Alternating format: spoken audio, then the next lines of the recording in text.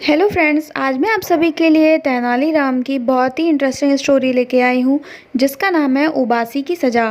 तो चलिए हम अपनी कहानी को शुरू करते हैं। एक दिन तेनालीराम को रानी तिरुमाला ने संदेश भिजवाया कि वे बड़ी मुश्किल में हैं और उनसे मिलना चाहती हैं।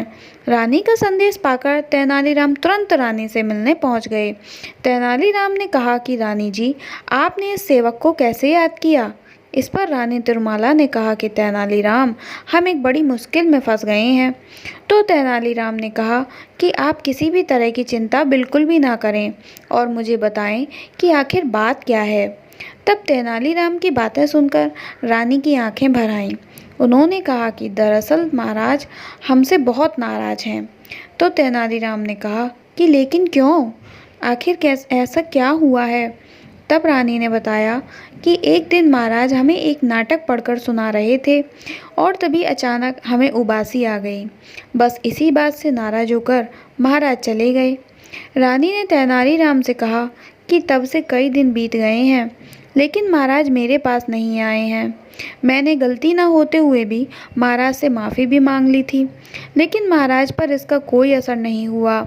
अब तुम ही मेरी इस समस्या का समाधान बता सकते हो तेनालीराम। तब तेनालीराम ने रानी से कहा कि आप बिल्कुल भी चिंता ना करें महारानी, आपकी समस्या दूर करने की मैं पूरी कोशिश करूंगा। महारानी को समझा बुझाकर तेनालीराम दरबार जा पहुँचे। महाराज कृष्णदेव राय राज्य में चावल की खेती को लेकर मंत्रियों के साथ चर्चा कर रहे थे। महाराज मंत्रियों से कह रहे थे कि हमारे लिए राज्य में चावल की उपज बढ़ाना आवश्यक है। हमने बहुत प्रयास किए, हमारी कोशिशों से स्थिति में सुधार तो हुआ है लेकिन समस्या पूरी तरह से खत्म नहीं हुई है। तभी अचानक से तेनालीराम ने चावल के बीजों में से एक बीज उठाकर कहा कि महाराज, अगर इस किस्म का बीज बोया जाए तो इस साल उपज कई गुना बढ़ सकती है।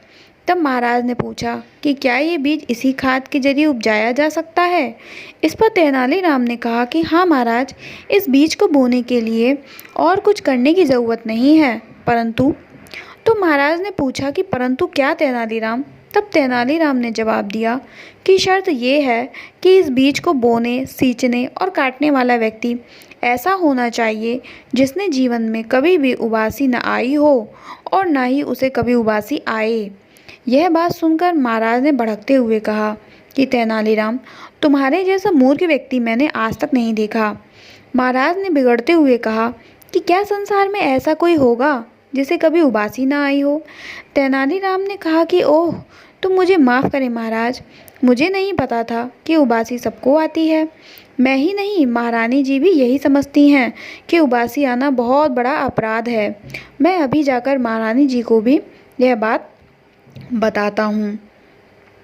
तेनालीराम की बात सुनकर महाराज की समझ में आ गया और वे समझ गए कि तेनालीराम ने यह बात उन्हें सही रास्ता दिखाने के लिए कही थी। उन्होंने कहा कि मैं खुद जाकर यह बात महारानी को बता दूंगा। इसके बाद महाराज तुरंत महल जाकर रानी से मिले और उनके साथ सभी शिकायतों को दूर कर दिया। तो दोस्तों, हमारी ये कहानी यहीं ख़त्म होती है तथा इस कहानी से हमें ये सीख मिलती है कि किसी को भी बिना गलती की सज़ा नहीं देनी चाहिए। तो दोस्तों, आप लोगों को मेरी कहानी कैसी भी लगी, अच्छी लगी हो, बुरी लगी हो, जैसी लगी हो, कमेंट बॉक्स में ज़रूर बताइएगा।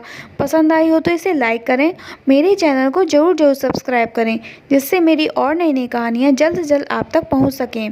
आज के लिए इतना ही, तब तक के लिए धन्यवाद।